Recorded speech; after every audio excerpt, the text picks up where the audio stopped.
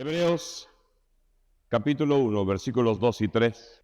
En estos últimos días nos ha hablado por el Hijo, el Padre nos ha hablado por el Hijo, a quien constituyó heredero de todo y por medio de quien asimismo hizo el universo. Él, el Hijo, es el resplandor de su gloria y la expresión exacta de su naturaleza, quien sustenta todas las cosas con la palabra de su poder.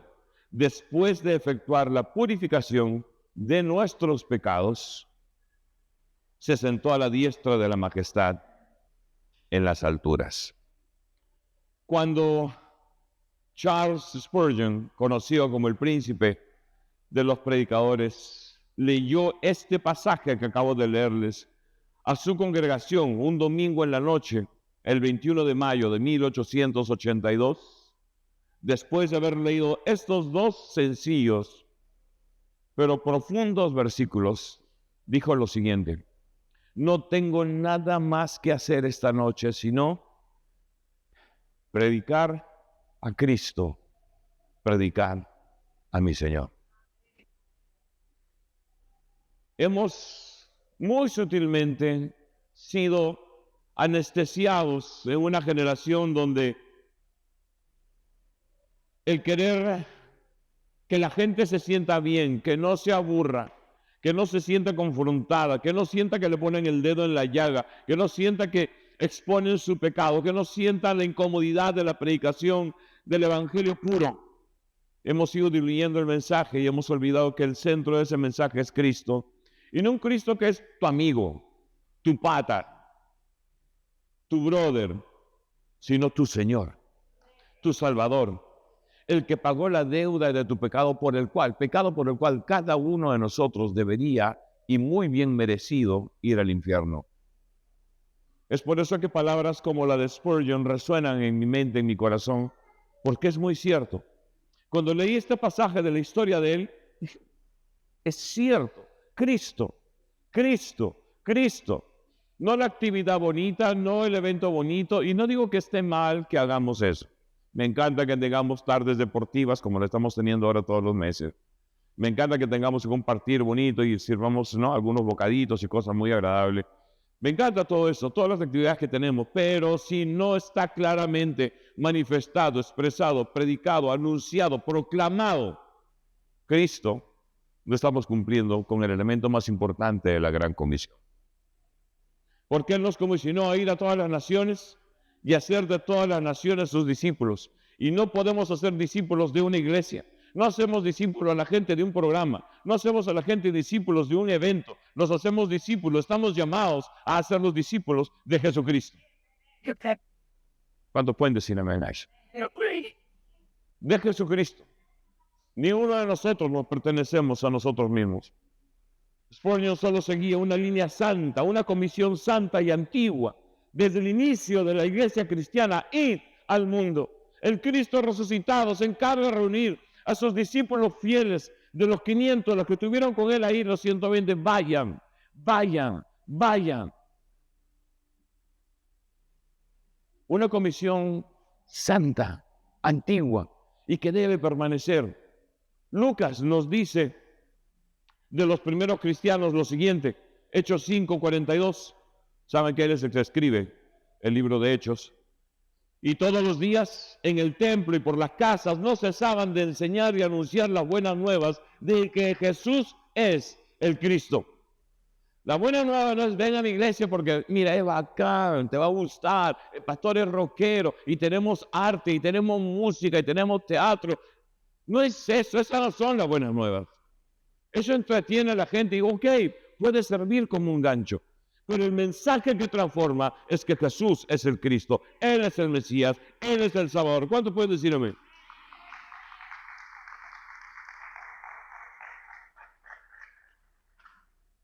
Quiero que prendan las luces del auditorio.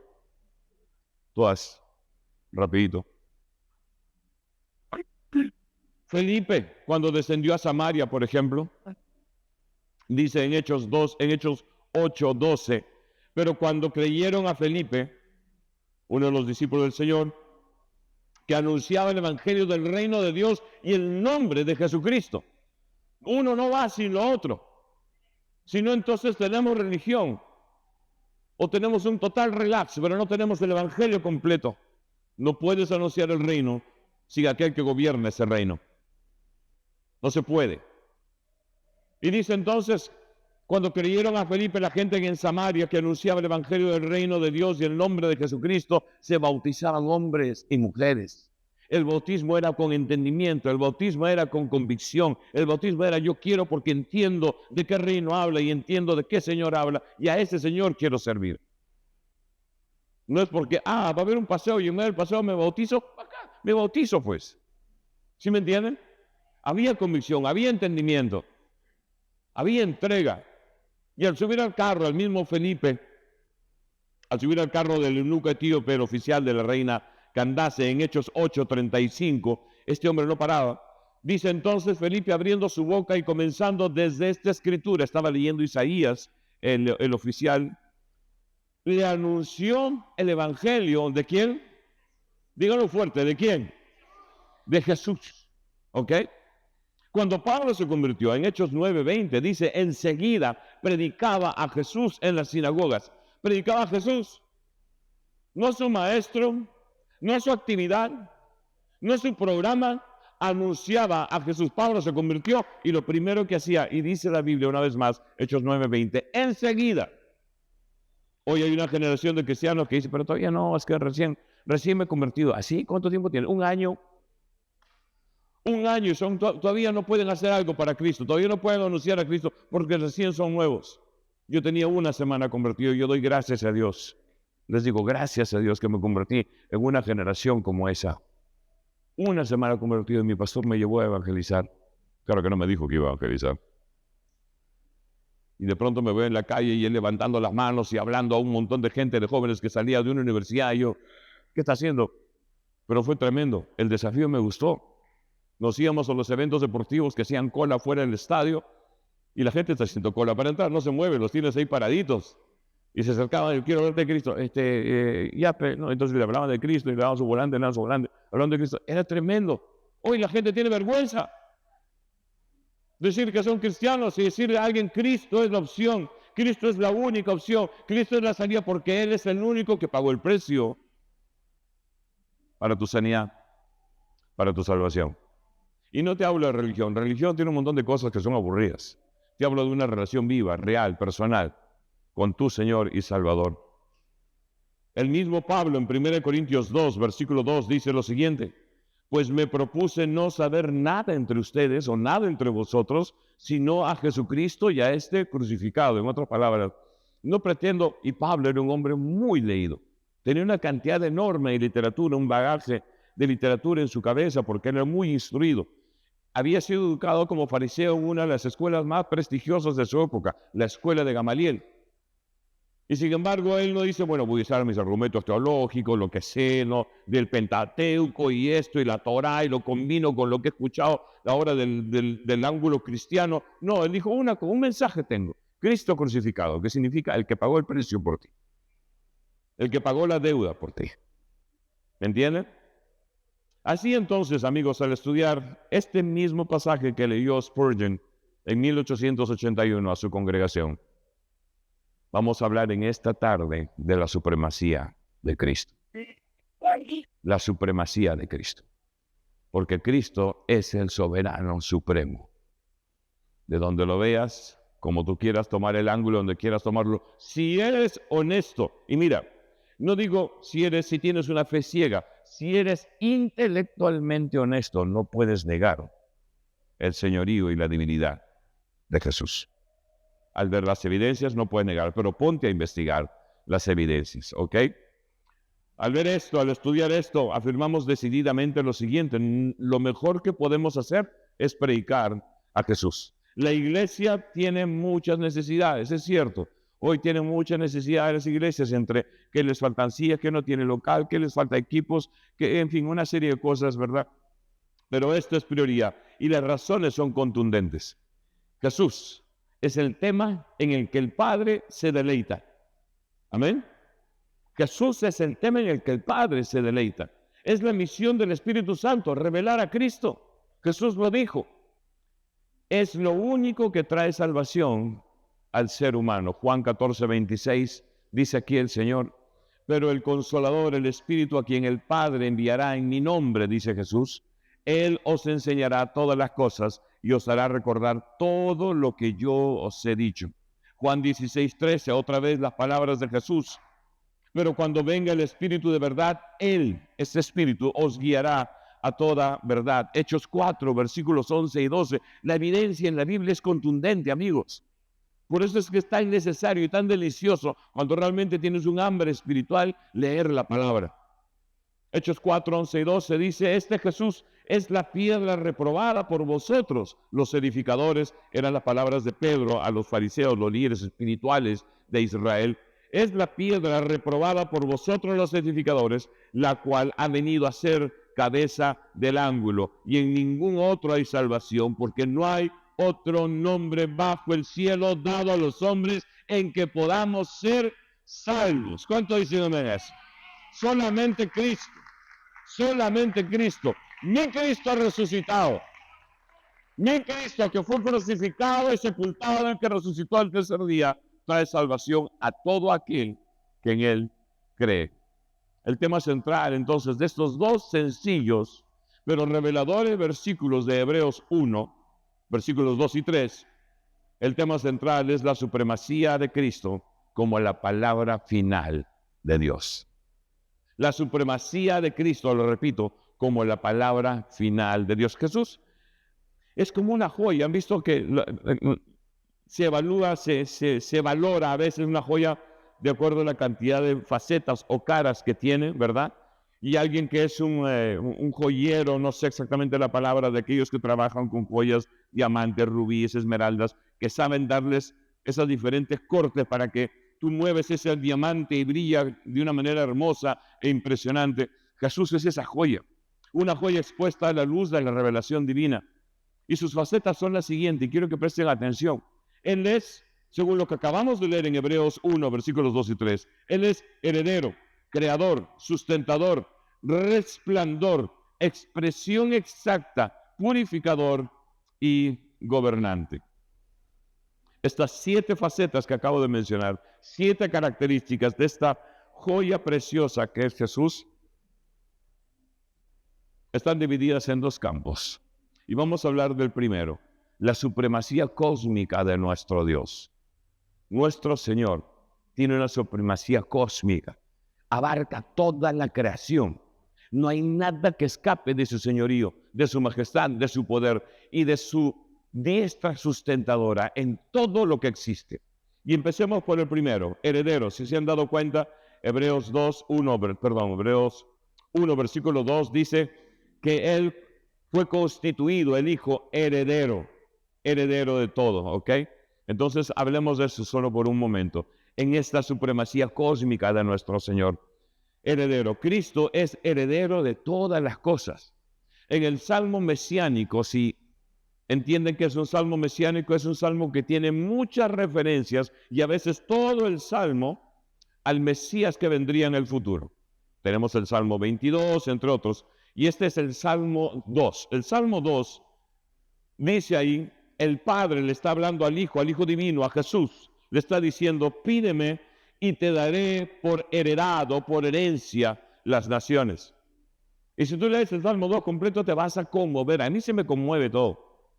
En estos días he venido estudiando esto, la supremacía, el señorío, la plenitud y totalidad de Cristo, y es impresionante.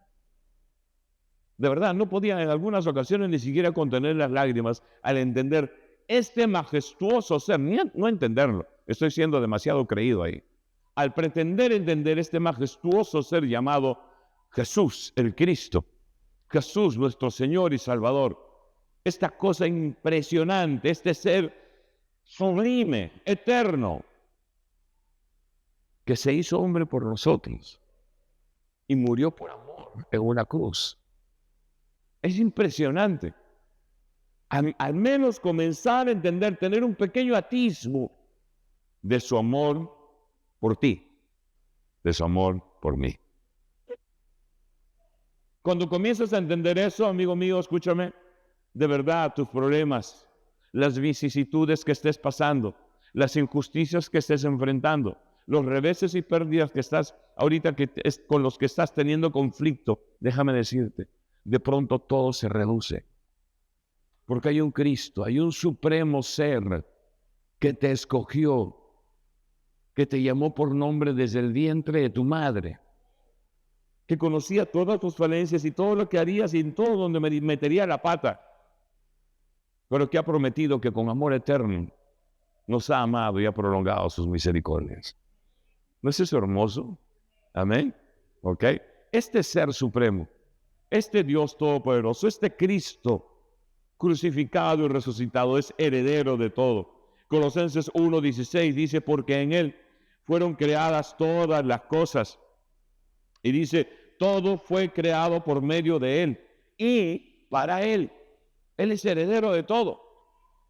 Por medio de Él fue creado todo y por Él fue creado todo y para Él fue creado todo. Tú y yo fuimos creados para Él.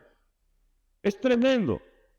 Y la gente pierde tiempo en energía mental, energía física, tiempo valioso de vida, años de vida en enojo, resentimiento, falta de perdón, pensamientos de venganza, crítica, chisme. Miran a la persona que está ahí, en la otra sigue en la iglesia. En la iglesia tienen su anticucho uno con otro. ¿Cómo es posible? ¿Cómo es posible? Y te llamas cristiano. Algo se sale fuera de lo que tú esperabas que sea. Ay, no, pero ¿por qué? ¿Pero por qué es así? ¿Pero por qué? Y los piecitos para acá, para allá, y los manitos acá. Ya pues, oye, pero eso es un porfiado. Yo que te pongan pegamento y te peguen el tablero de un taxi para que estés ahí.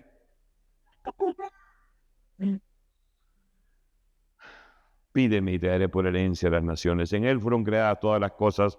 Todo fue creado por medio de Él y para Él. Él es heredero de todo. Él es heredero de todo. Romanos 11:36, porque de Él, por medio de Él y para Él son todas las cosas.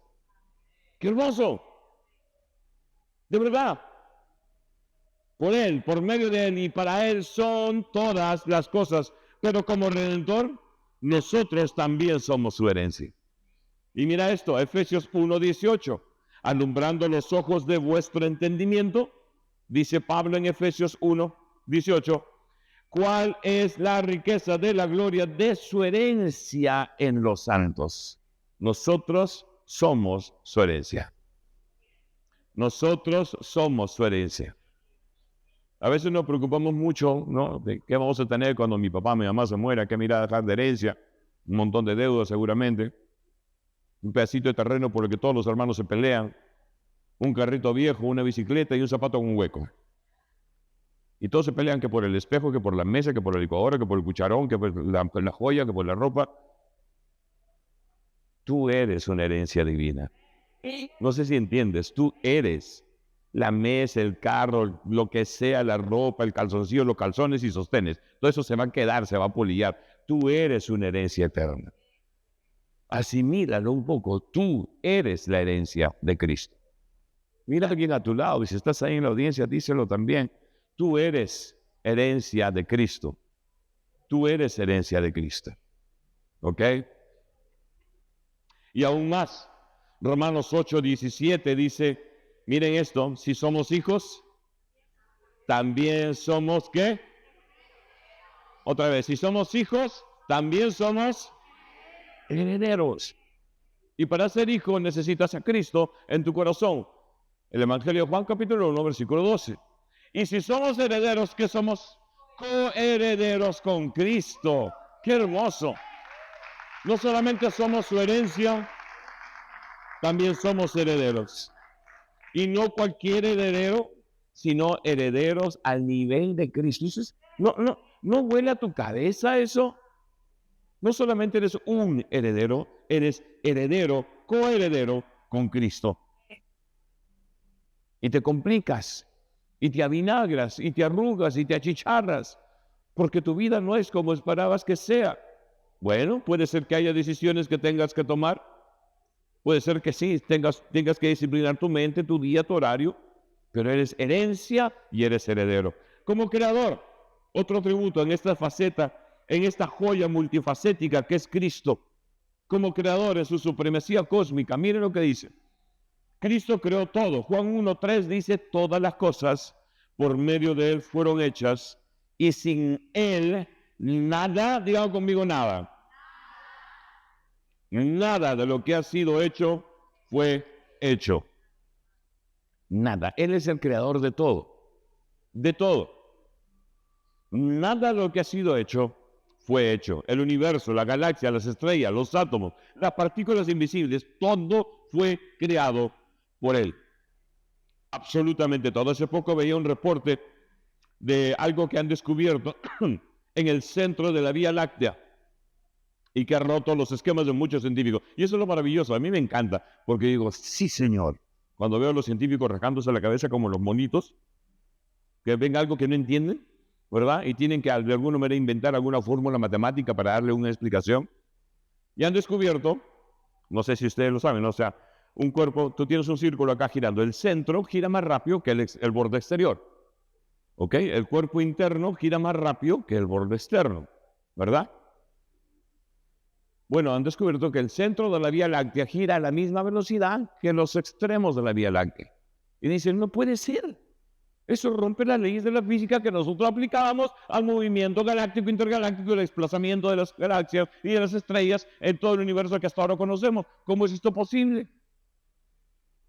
Y mientras arrancaban la cabeza buscando qué piojo les había quitado alguna neurona, dijeron, entonces lo que pasa es que ahí hay una masa que no estamos viendo, y entonces esa masa es la antimateria, y esa es su teoría ahorita, ¿no?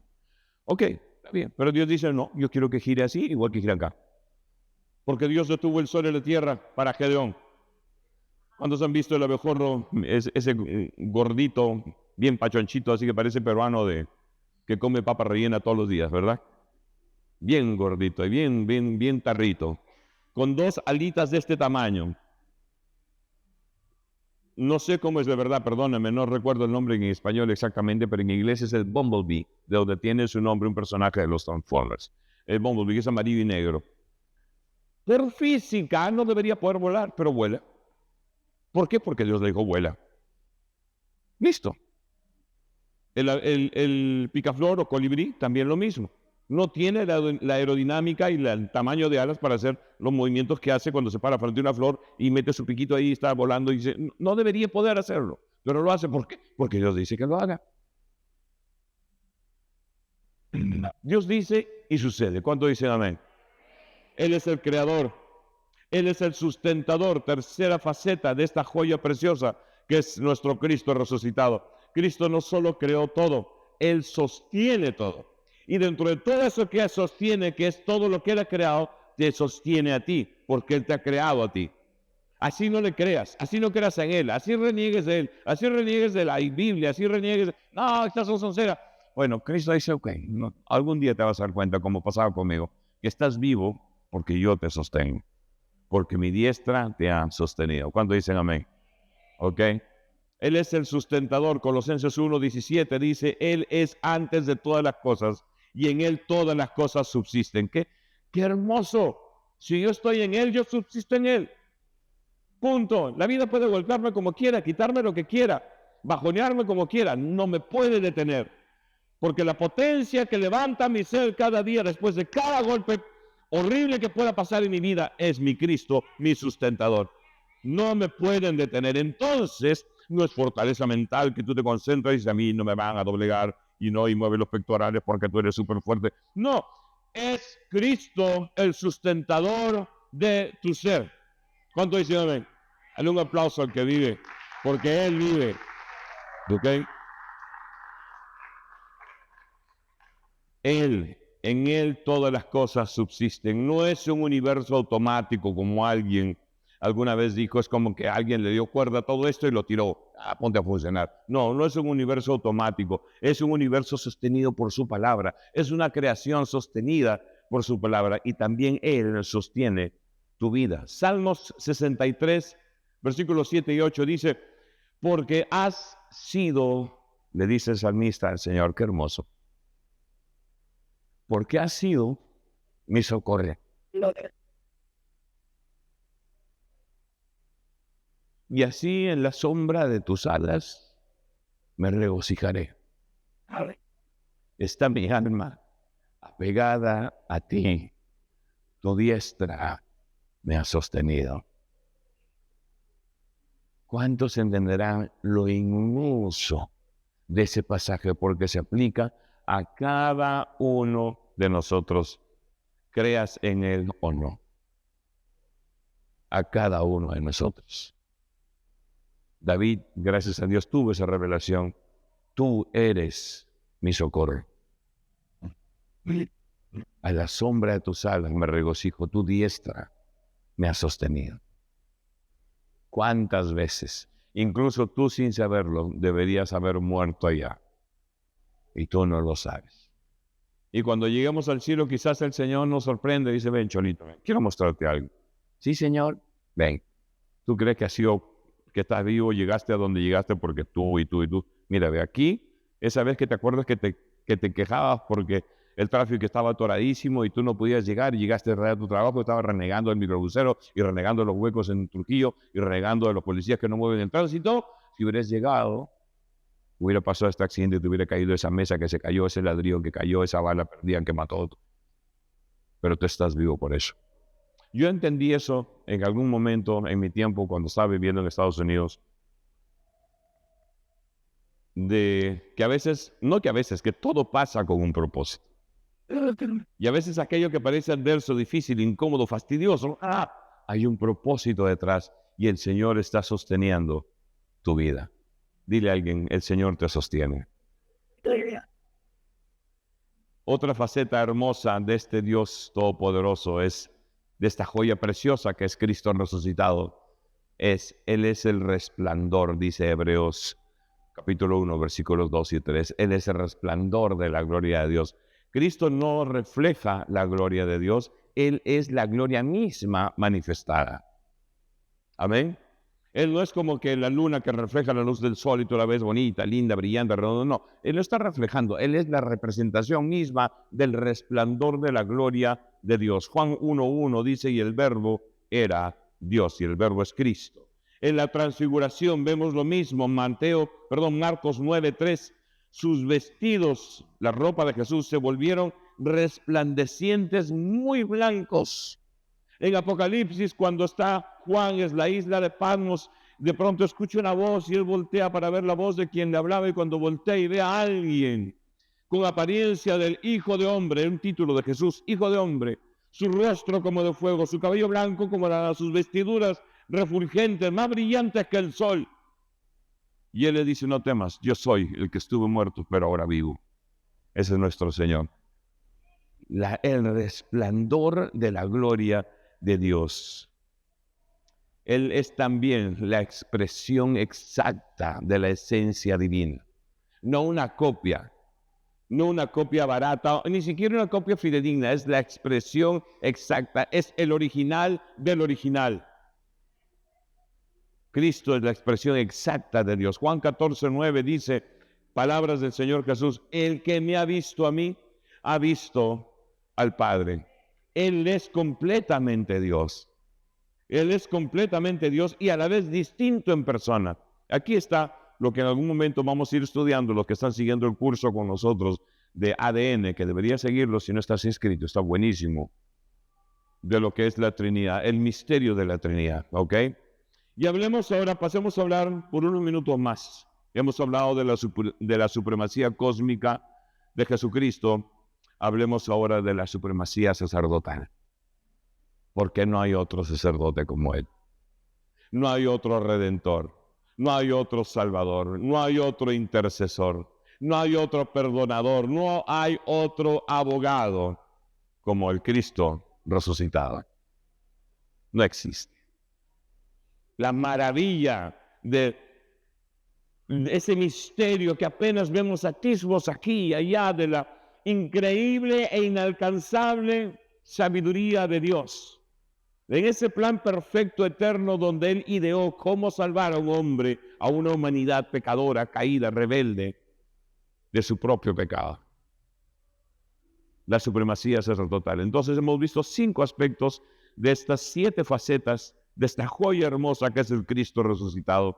Hablemos ahora de esta siguiente faceta, el purificador. El purificador. ¿Cuántos están conmigo hoy?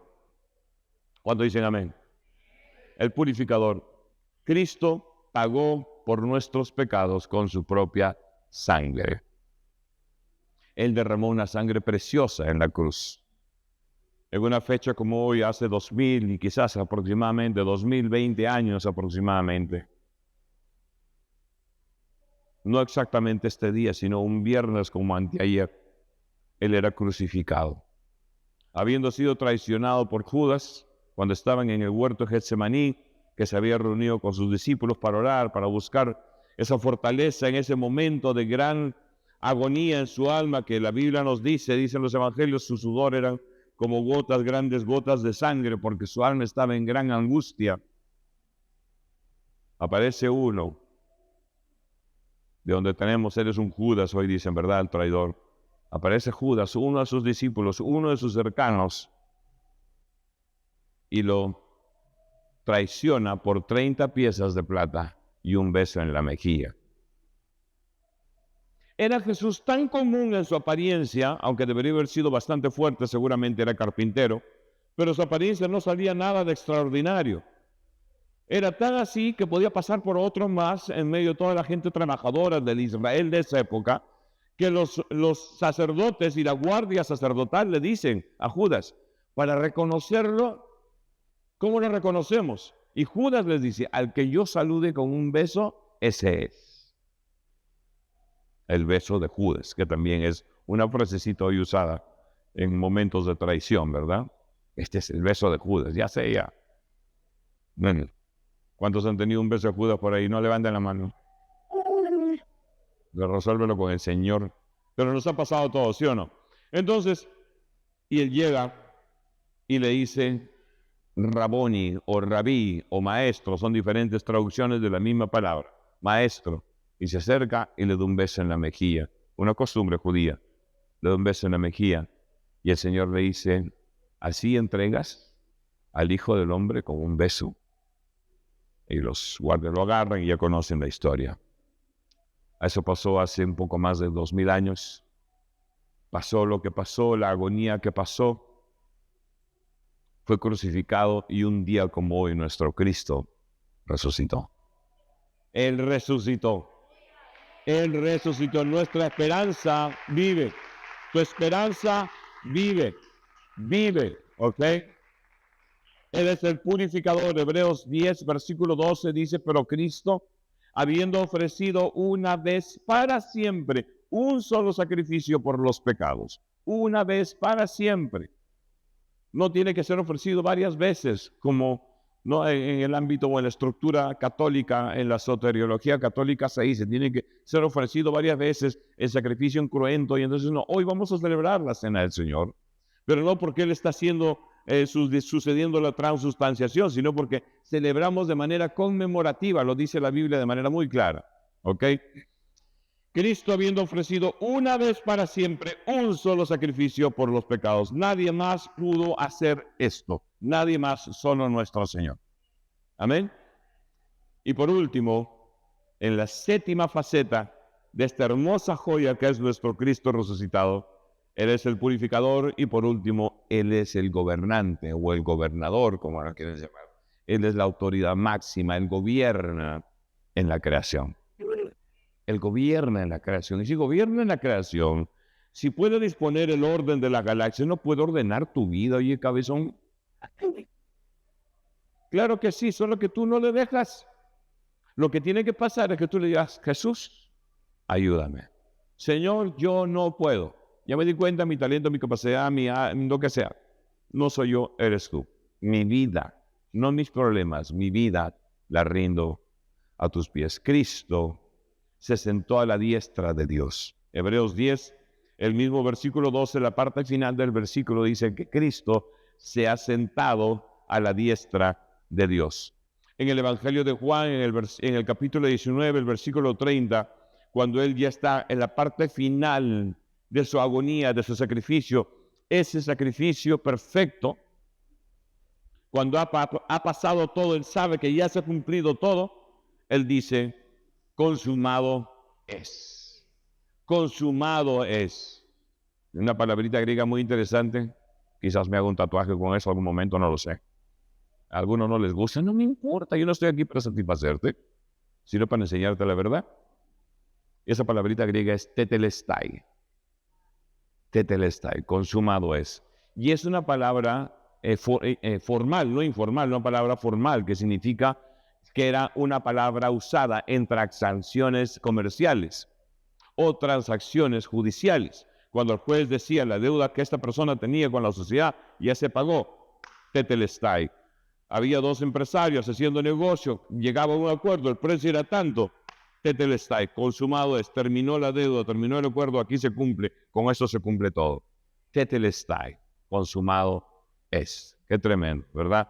Y él, al proclamar esa palabra legal, judicial y con impacto espiritual en la cruz, declaró que todo aquel que le recibe en su corazón se vuelve hijo, por lo tanto heredero, por lo tanto ya no eres prisionero, ya no eres esclavo, no eres advenedizo, ya no eres camino al infierno, sino al cielo, eres ciudadano del reino, heredero y coheredero con Cristo. Él gobierna en tu vida. Amén. Consumado es. La obra está terminada. Él ya la terminó. Lo que tenemos que hacer es dejar que Él ordene lo que está en desorden de nuestra vida. Señor, toma esto. Yo no puedo. Reconócelo. Yo no puedo. Comienzo a orar en mí, comienzo a ordenar en mí, comienza a sanar en mí, comienza a limpiar en mí, porque hay cosas que necesitamos, en las que necesitamos que Él nos limpie. ¿Cuántos reconocen eso? ¿Sí? Límpiame, Señor. Dile, límpiame, Señor. Dile, levanta tu mano y dile, límpiame, Señor. Ya de una vez, límpiame, Señor. ¿Cuántos dirán, limpia mis ojos? ¿En serio? A ver, limpia mis ojos. ¿Estás viendo cosas que no debería estar viendo? Limpia mis oídos. Deja de darle tus orejas a los chismosos, renegones, criticones, juzgones y todos los ones. Limpia mis labios, limpia mi boca. Señor, recorta mi lengua porque tengo largaza. 1 kilo de lengua de vaca, ¿has visto? Ya, tu lengua, algunos, es más grande. Señor, limpia mi mente, los pensamientos que no deberían estar ahí. Señor, límpiame, límpiame, límpiame. Limpia mis manos para no hacer con estas manos, como vimos en el teatro ayer, qué hermoso, que Dios nos dio para crear, que hagamos cosas que destruyen relaciones, que destruyen familias, que destruyen matrimonios, que destruyen iglesias. Límpiame, Señor. ¿Cuándo dice amén? Es básicamente la esencia de la oración de arrepentimiento que David hace en el Salmo 51. Lávame, Señor, y seré limpio. Límpiame y entonces seré más blanco que la nieve. La psicología, la psiquiatría, la medicina, los químicos, no te limpian, te controlan, pero la porquería sigue dentro. Quítale las pastillas a ese loco, a ver cómo se aloca más. Quítale la terapia, a ver cómo se recontradesterapia. Pero Cristo, cuando te transforma, no importa dónde estés, no importa cómo tus circunstancias cambien, no importa si la gente te aplaude, te basurea, no importa si estás en la cima de la victoria, lo perdiste todo. No importa que estés rodeado de aplausos o rodeado de porquería.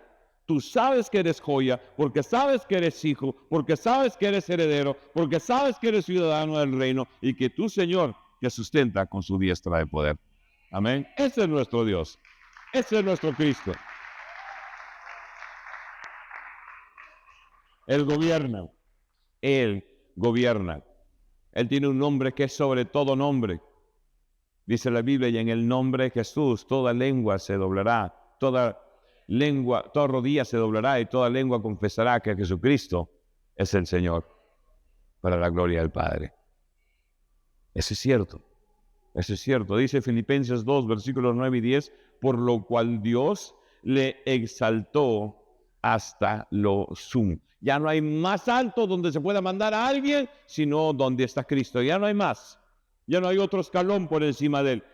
No hay otro grado, no hay otro dan, no hay otro nivel, no hay otro doctorado, no hay cómo alguien alcance y menos aún supere la supremacía de nuestro Señor.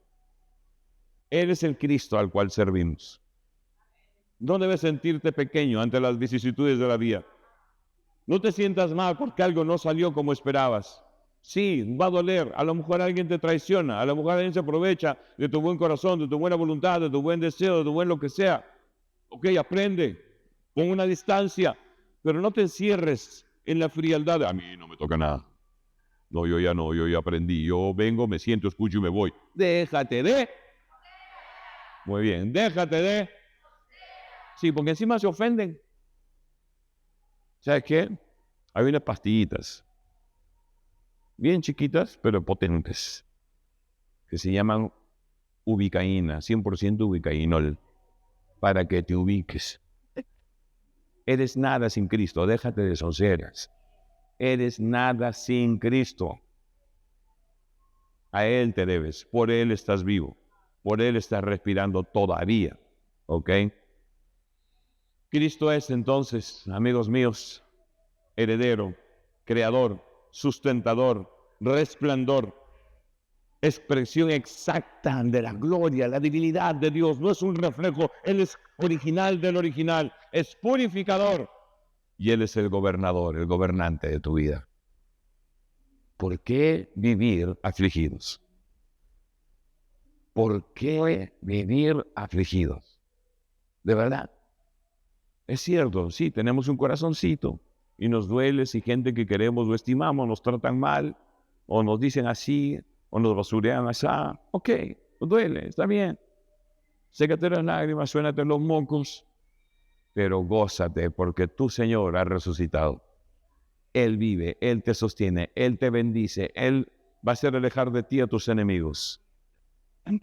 La promesa de Dios sobre Abraham se extiende a la descendencia de Abraham, que es por la fe, dice Romanos, no lo digo yo. Y Él le dijo a Abraham, y por lo tanto a nosotros, bendito el que te bendiga, maldito el que te maldiga. Ni siquiera tienes que decir nada tú.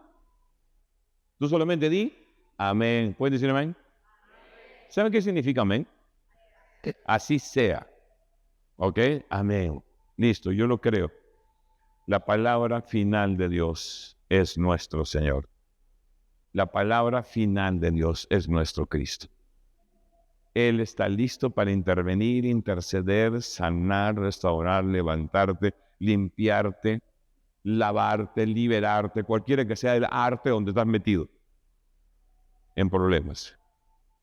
Él rompe cadenas, abre prisiones, levanta al caído, sana al herido, devuelve fuerzas al cansado y multiplica las fuerzas al que ya no tiene ninguna. Y te hace volar con alas como de águila. Y dice Isaías 40:31, correrás y no te cansarás, caminarás y no te fatigarás. No sé cuántos hayan vivido lo suficiente sin Cristo y con Cristo, pero ¿cuántos de ustedes reconocerán hoy con lo diferente que era vivir esta vida sin Cristo? Pelear esta vida sin Cristo, levantarte otro día sin Cristo, sin saber nada de Él, a de pronto despertar. Sí, tu vida no es perfecta. Sí, tú no eres perfecto si no te has dado cuenta. Sí, tienes cosas y tienes ahí tus cosas y tus cachivaches y tus anticuchos. Pero Cristo está contigo. Él está haciendo la obra y Él ha prometido la obra que yo empecé, dice el Señor, la terminaré. Amén. Él no deja obras incompletas. En serio. Él no dice, ¿sabes qué? Me casé contigo, ¿ya? No. La Biblia dice en Isaías otra vez, se dice que Él, qué hermoso, ténganlo ahí en pantalla, que Él como el buen alfarero, cuando la vasija se tuerce en sus manos, Él está formando bonita, pero a veces esta vasija dice, no, y se hace por un lado y sale una vasija así toda. Él dice, ok, la deshace. Y yo sé que ese proceso duele. El proceso de deshacernos para volvernos a hacer duele, porque en ese proceso a veces Dios tiene que quitar cosas de tu vida. Amigos que en realidad nunca fueron buenos amigos. Hábitos que nunca fueron buenos hábitos. Dios tiene que molerte, hacerte ver que no, cholito, no eres tú, chinita, no, No, así nos trata Dios. Y tú como el barro que están siendo aplastado te quejas. No, aguanta, tranquilo. Tengo en plan lo mejor. Y puede que te quite de ese trabajo. Puede que te haga cambiar de profesión. Puede que te haga cambiar, no sé, de círculo de amigos. Definitivamente va a hacerte cambiar de hábitos. Pero como buen alfarero, él dice, yo sé que duele, hijo.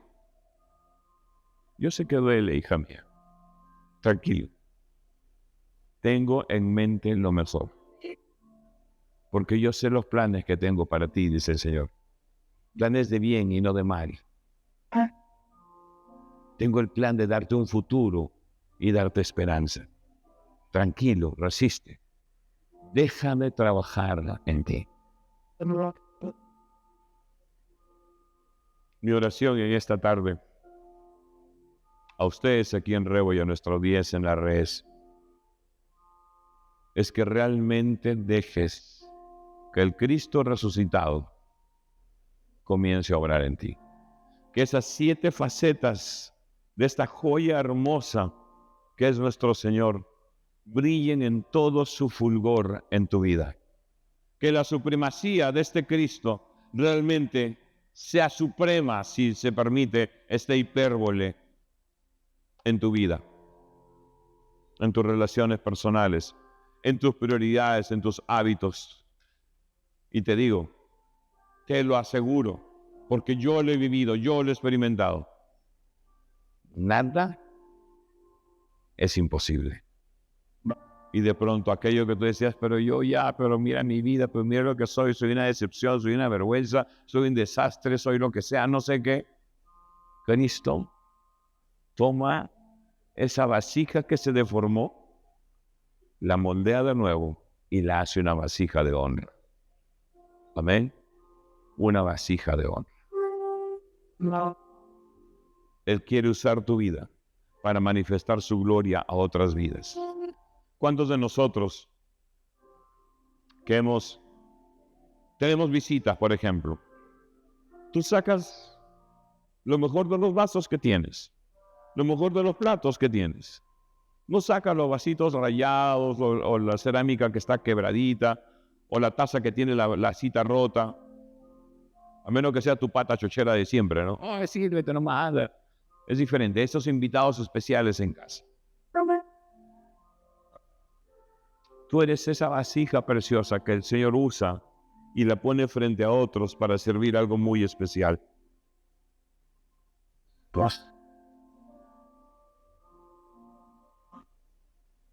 Yo soy esa vasija y no tenía nada de especial. Nada de especial. Solo dolor, infección, violencia, muerte.